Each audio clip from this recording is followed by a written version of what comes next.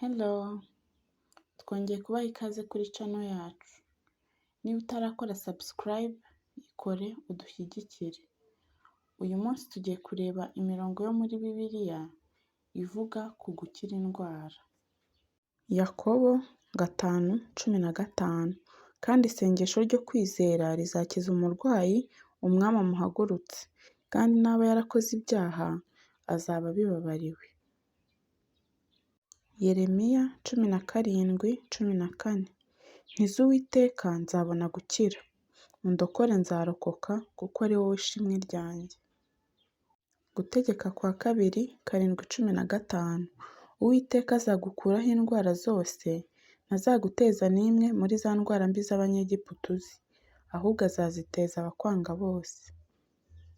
Yesaya 53:5 Nyamara ibicumuro byacu nibyo yacumitiwe, yashenjaguriwe gukiranirwa kwacu, igihano kiduhesha amahoro cyari kuri we, kandi imibyimba ye niyo dukirisha. Matayo 8:17 Kugira ngo ibyavuzwe n'umuhanuzi Yesaya bisohore ngo, ubwe niwe watwaraga ubumuga bwacu, akikorera n'indwara zacu. Matayo 9:22-35 Yesu arahindukira amubonye aramubwira ati, "Mwana wanjye komera, kwizera kwawe kuragukijije." Umugore akira uwo mwanya. 35 Yesu agenda mu midugudu n'ibirorero byose, yigisha mu masinagogi, avuga ubutumwa bwiza bw'ubwami, akiza indwara zose n'ubumuga bwose. Matayo 4:23 Yesu agenderera ab'i Galilaya hose, abigishiriza mu masinagogi yabo, ababwira ubutumwa bwiza bw'ubwami, akiza n'indwara zose n'ubumuga bw'abantu.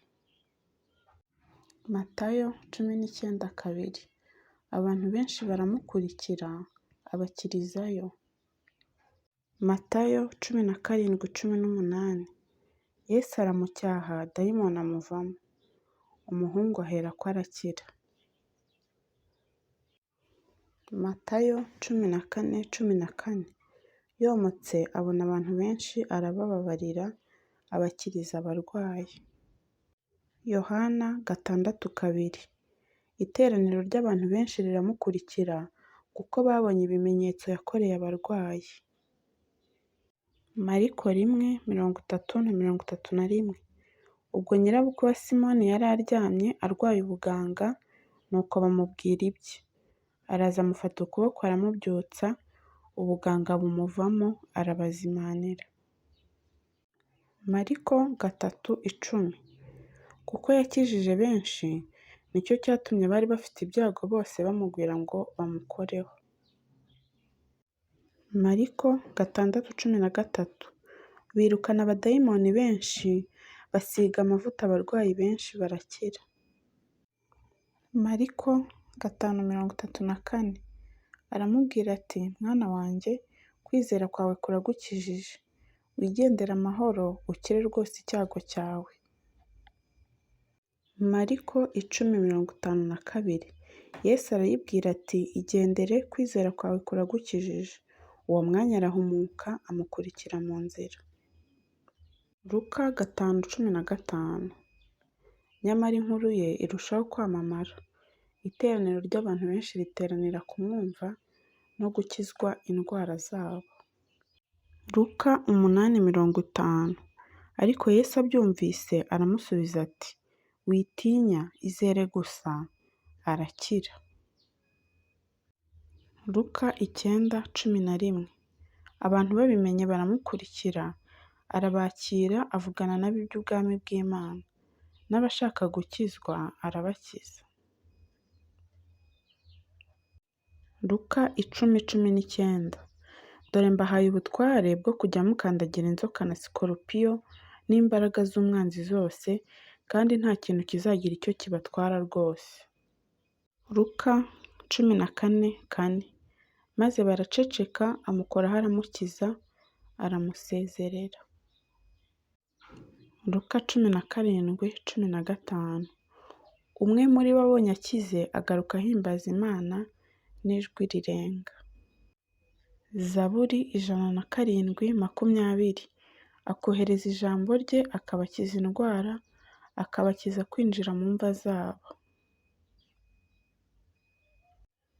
Zaburi 118:17 sinzapfa ahubwo nzarama ntekerereze abantu imirimo Uwiteka yakoze.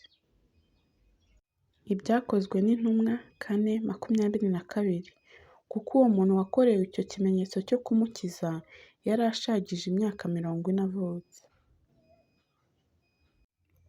Ibyakozwe n'Intumwa 8:7 kuko benshi muri bo bari bafite abadayimoni babavamo basakuza cyane, n'abari baremaye n'abacumbagira benshi barakizwa. Ibyakozwe n'Intumwa 10:38 ni irya Yesu w'i Nazareti, uko Imana yamusutseho Umwuka Wera n'imbaraga, akagenda agirira abantu neza, agakiza abo Satani atwaza igitugu, kuko Imana yari iri kumwe na we.